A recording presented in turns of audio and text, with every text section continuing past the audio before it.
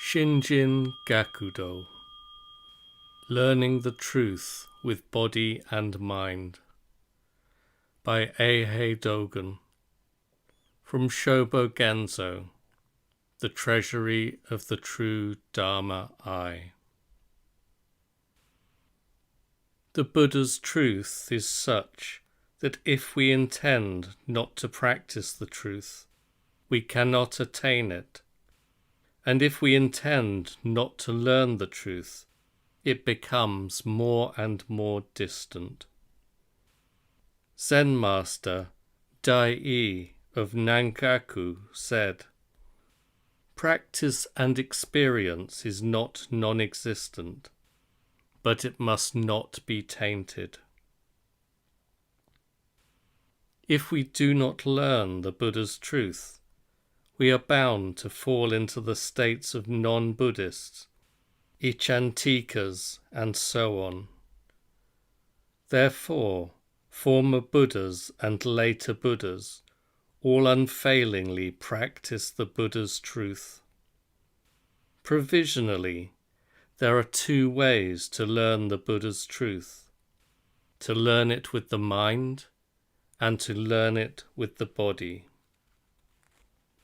To learn with the mind is to learn with all the kinds of mind that there are. All the kinds of mind means the mind called Chitta, the mind called Hridaya, the mind called Vriddha, and so on. Further, after we have established through sympathetic communication of the truth the Bodhi mind, we take refuge in the great truth of the Buddhist patriarchs and learn the concrete actions which are the establishment of the Bodhi mind. Even if the real Bodhi mind has not yet arisen in us, we should imitate the methods of the Buddhist patriarchs who establish the Bodhi mind before us. This is the establishment of the Bodhi mind. It is the naked mind moment by moment. It is the mind of eternal Buddhas. It is the normal mind, and it is the triple world as one mind. There is learning of the truth through casting aside these kinds of mind. And there is learning of the truth through taking them up. In such instances, the truth is learned through thinking, and the truth is learned through not thinking. In some instances, a robe of golden brocade is authentically transmitted, and a robe of golden brocade is received. In other instances there is, "You have got my marrow," and there is standing in place after making 3 prostrations. Or there is the learning of the mind with the mind, in pounding of rice and transmission of the robe. To shave one's head and dye one's clothes are just to convert one's mind and to enlighten one's mind. To scale the city walls and go into the mountains is to leave one mind and enter another mind. That the mountains are being entered is thinking the concrete state of not thinking. That the world is being abandoned is non-thinking. To be amassing this state as an I is a matter of 2 or 3 bushels.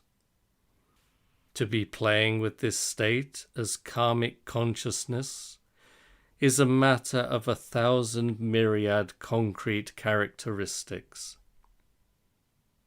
In learning the truth like this, whether acclaim has naturally accrued to the effective, or whether effectiveness has yet to accrue to the acclaimed.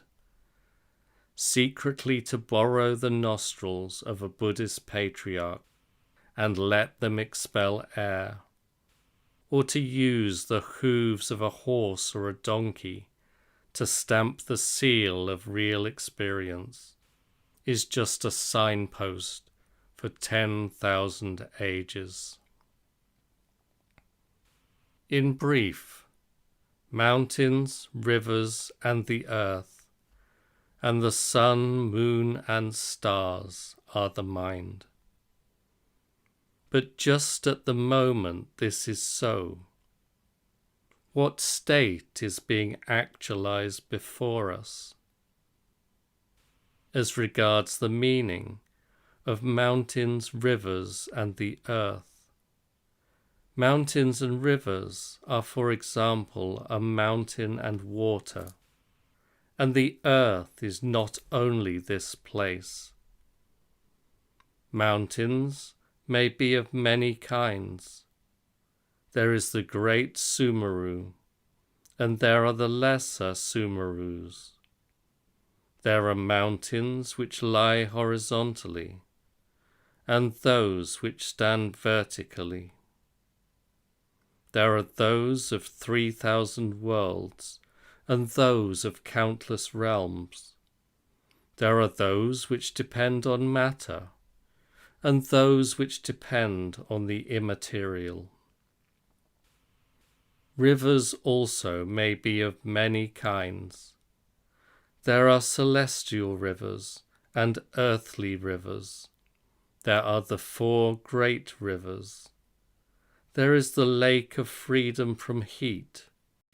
There are the 4 Anavatapta lakes in the northern continent of Uttarakuru.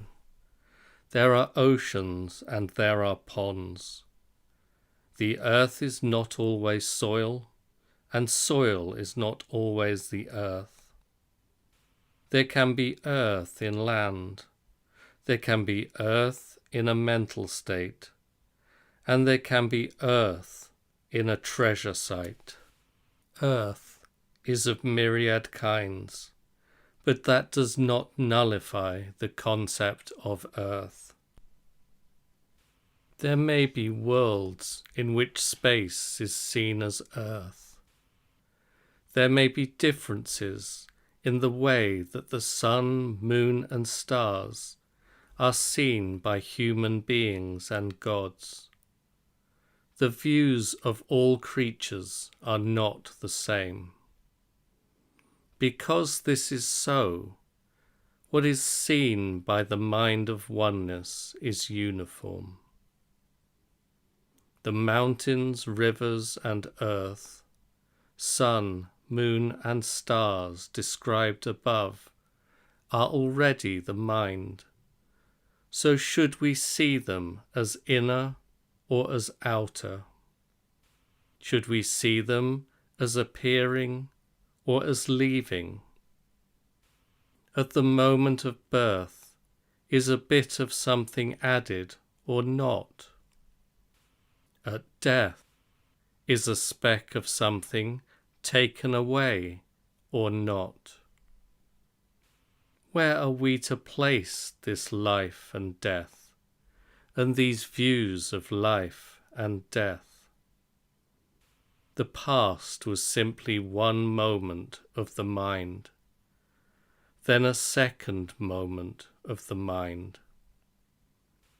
One moment of the mind, then a second moment of the mind, is one moment of mountains, rivers, and the earth, then a second moment of mountains, rivers, and the earth. Because the mountains, the rivers, the earth, and so on, are beyond existence and non-existence, they are not great or small. They are not attainable or unattainable. They are beyond recognition and non-recognition. They are beyond penetrability and impenetrability, and they do not change with realization and non-realization. We should definitely believe that when the mind thus described is acquiring by itself the habit of learning the truth, that is called the mind learning the truth. This belief is beyond great and small, existence and non-existence. Our present learning of the truth, knowing that a home is not our home, giving up our families and leaving family life, this is beyond estimation as great or small, and is beyond estimation as far or near. It is beyond all the patriarchs from the first to the last, and is beyond ascending and descending. We have development of things of 7 feet or 8 feet. We have devotion to the moment, for ourselves and for others. The state like this is just learning the truth. Because learning the truth is like this, fences, walls, tiles, and pebbles are the mind. Learning the truth is never that the triple world is solely the mind, or that the Dharma world is solely the mind. It is fences, walls, tiles, and pebbles. Before the Kantsu years it is nurtured. After the Kantsu years it is broken. It is dragging through the mud and staying in the water, and it is binding oneself without rope. It has the power to extract a gem, and it has skill in entering the water. There are days when it is released, and there are times when it disintegrates, and there are times when minutely it fades away. It is not in the same state as outdoor pillars, and it is not on a par with stone lanterns. Because it is like this, in running barefoot we are learning the truth, and who will put in their eyes and look? In doing a somersault we are learning the truth. Everyone has the state of just following circumstances, at which moment falling walls allow us to learn the 10 directions, and the absence of gates allows us to learn the 4 quarters. Establishment of the Bodhi mind.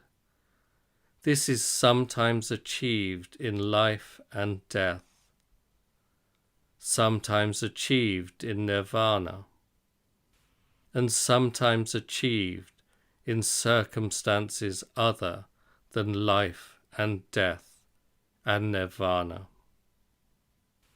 It does not depend on a place. Rather, at a place where the mind is established, the establishment is unhindered. It neither arises from circumstances, nor arises from wisdom. It is the Bodhi mind arising, and is the establishment of the Bodhi mind. Establishment of the Bodhi mind is beyond existence and beyond non-existence. It is beyond good, beyond bad, and beyond indifference.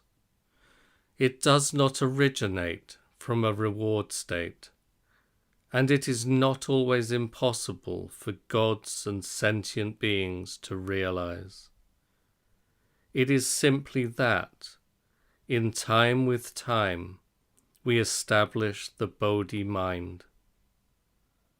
Because the establishment is not concerned with circumstances, in the very moment of establishment of the Bodhi mind, the whole Dharma world establishes the Bodhi mind. The establishment seems to turn circumstances around, but circumstances are not aware of it. Subject and object are extending one hand together. At the same time, the establisher is extending his or her own hand and is going among alien beings. Even in states such as those of hell, hungry ghosts, animals and asuras, we establish the Bodhi mind. The naked mind, moment by moment. All things in the moment state are the naked mind, which is beyond separation into one moment and two moments.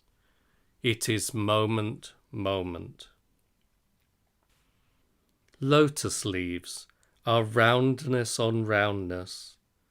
Their roundness is like a mirror. Spines of water chestnuts are pointedness on pointedness. Their pointedness is like a drill. We say that lotus leaves are like mirrors, but they are moment. We say that chestnut spines are like drills, but they are moment.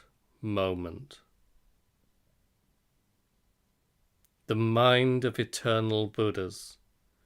Long ago, a monk asked the national master, Daisho, "What is the mind of eternal Buddhas?" Then the national master said, "Fences, walls, tiles, and pebbles." So remember, the mind of eternal Buddhas is beyond fences, walls, tiles, and pebbles. And fences, walls, tiles, and pebbles are not to be called the mind of eternal Buddhas. This is how we learn the mind of eternal Buddhas. The normal mind, whether in this world or in other worlds, means the normal mind. Yesterday leaves from this place, and today comes from this place. When yesterday leaves, the whole sky leaves, and when today comes, the whole earth comes. This is the normal mind. The normal mind opens and closes within these confines. Because 1,000 gates and 10,000 doors at any one time are open or closed, they are normal. The present whole sky and whole earth are like speech which is unfamiliar, like a voice erupting from the ground. But the words are in equilibrium. The mind is in equilibrium, and the Dharma is in equilibrium.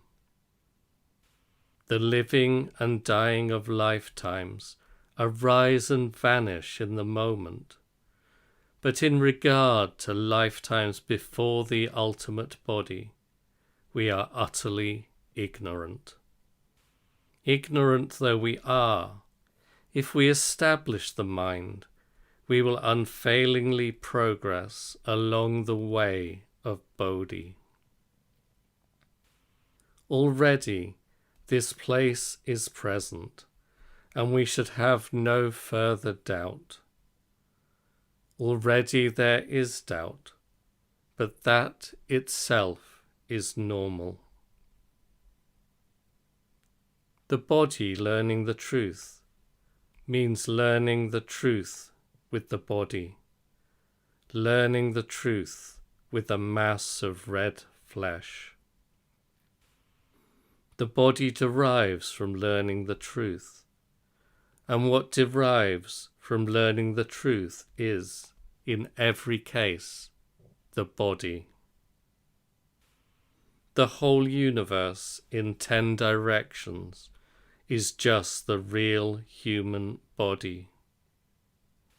Living and dying, coming and going, are the real human body. Using this body to quit the 10 wrongs, to keep the 8 precepts, to take refuge in the 3 treasures, and to give up a family and leave family life. This is real learning of the truth. On this basis, we speak of the real human body. Students of later ages must never be like non-Buddhists of the naturalistic view. Zen Master Daichi of Hyakujo says, if a person attaches to the understanding that being originally pure and originally liberated, we are naturally Buddha and naturally one with the way of Zen, that person belongs among the non-Buddhists of naturalism. These are not the broken tools of an idler. They are the accumulated merit and heaped up virtue of learning the truth. Having sprung free, they are brilliant in all aspects. Having dropped free, they are like wisteria hanging on the trees. Sometimes they manifest this body to save others and preach for them the Dharma. Sometimes they manifest another body to save others and preach for them the Dharma. Sometimes, through non-manifestation of this body, they save others and preach for them the Dharma. Sometimes, through non-manifestation of another body, they save others and preach for them the Dharma, and so on, as far as not preaching for others the Dharma. At the same time, in Hyakujo's abandonment of the body, there is something that has stopped all sound by raising its voice, and in his throwing away of his life, there is something that has got the marrow by cutting the bowels. He develops as his own children and grandchildren, even those who set out to learn the truth before the King of majestic sound.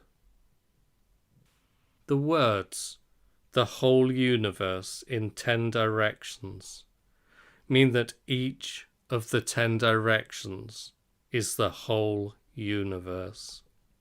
The east, the west, the south and the north, the 4 diagonals up and down, these are called the 10 directions.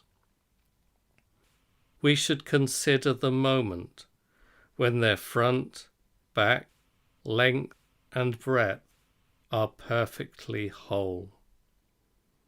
Considering means clearly seeing and ascertaining that the human body, although it is restricted by self and others, is the whole of the 10 directions.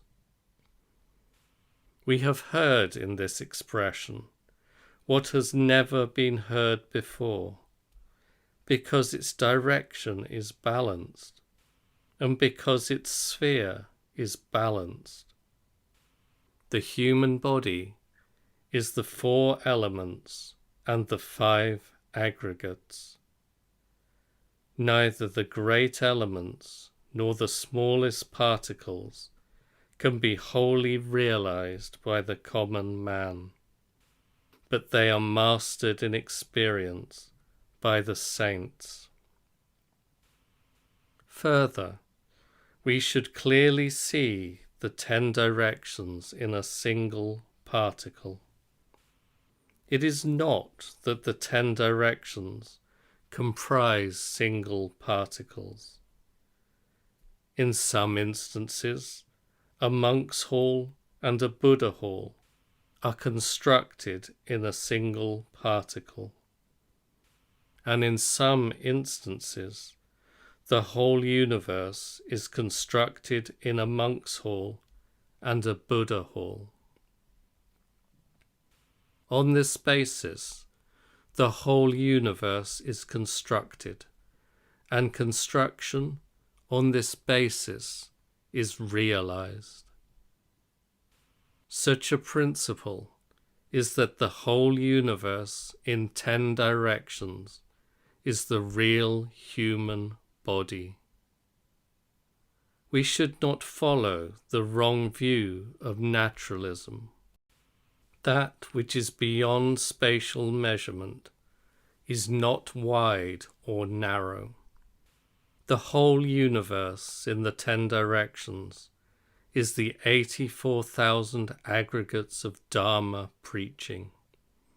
It is the 84,000 states of Samadhi, and it is the 84,000 Dharanis.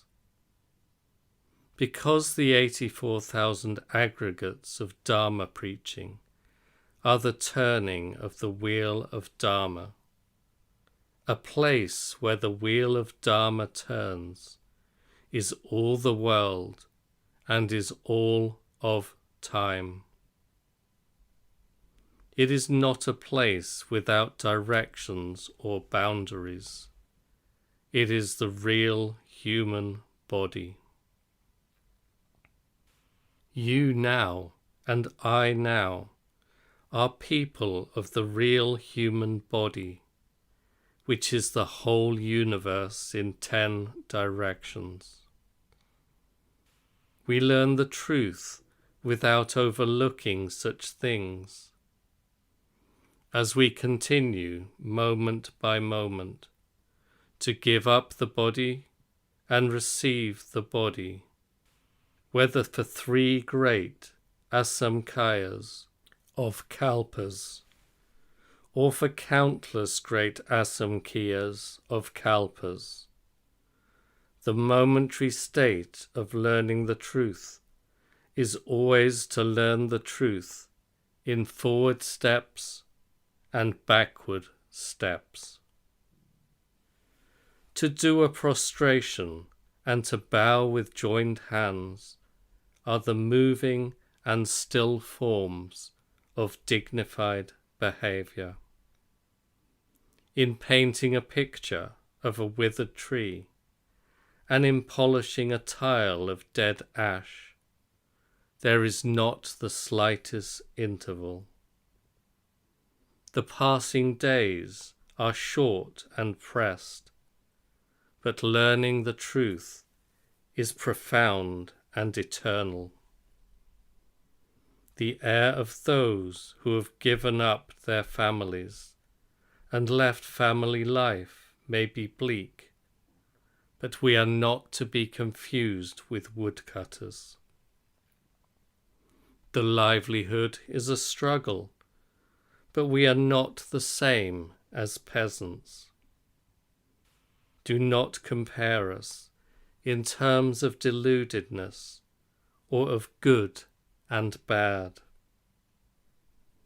Do not get stuck in the area of wrong and right, or true and false, living and dying, going and coming, are the real human body. These words, living and dying, describe the aimless wandering of the common man, and at the same time that which was shed by the great saint. The effort to transcend the common and transcend the sacred is not simply to be described as the real human body. In this effort, there are the 2 kinds and the 7 kinds of life and death, and at the same time, every kind is perfectly realized, is totally life and death, which therefore we need not fear. The reason we need not fear life and death is that even before we are through with life, we are already meeting death in the present. And even before we are through with death, we are already meeting life in the present. Life does not hinder death, and death does not hinder life. Neither life nor death is known to the common man. Life may be likened to a cedar tree, and death to a man of iron. Cedar trees are restricted by cedar trees, but life is never restricted by death, for which reason it is the learning of the truth. Life is not the primary occurrence, and death is not the secondary one. Death does not oppose life, and life does not depend on death. Zen Master Engo says, "Life is the manifestation of all functions. Death is the manifestation of all functions. They fill up the whole of space. The naked mind is always moment by moment." We should quietly consider and examine these words. Although Zen Master Engo has spoken like this, he still does not know that life and death is beyond all functions. When we learn going and coming in practice, there is life and death in going, and there is life and death in coming. There is going and coming in life, and there is going and coming in death. Going and coming, with the whole universe in the 10 directions, as 2 wings or 3 wings, goes flying away and comes flying back. And with the whole universe in the 10 directions, as 3 feet or 5 feet, steps forward and steps backwards. With life and death as its head and tail, the real human body, which is the whole universe in 10 directions, can turn somersaults and turn around its brain. In turning somersaults and turning around its brain, it is as if the size of a penny, or like the inside of an atom. The flat, level, and even state is walls standing 1,000 feet high. and the place where walls stand 1,000 feet high is the flat, level, and even state. Thus, the real features of the southern continent and the northern continent exist. Examining their real features, we learn the truth. The bones and marrow of non-thought and non-thought exist. Resisting this idea, we solely learn the truth. Preached to the assembly at Horinji Temple on the day of double good fortune in the 3rd year of Ninji.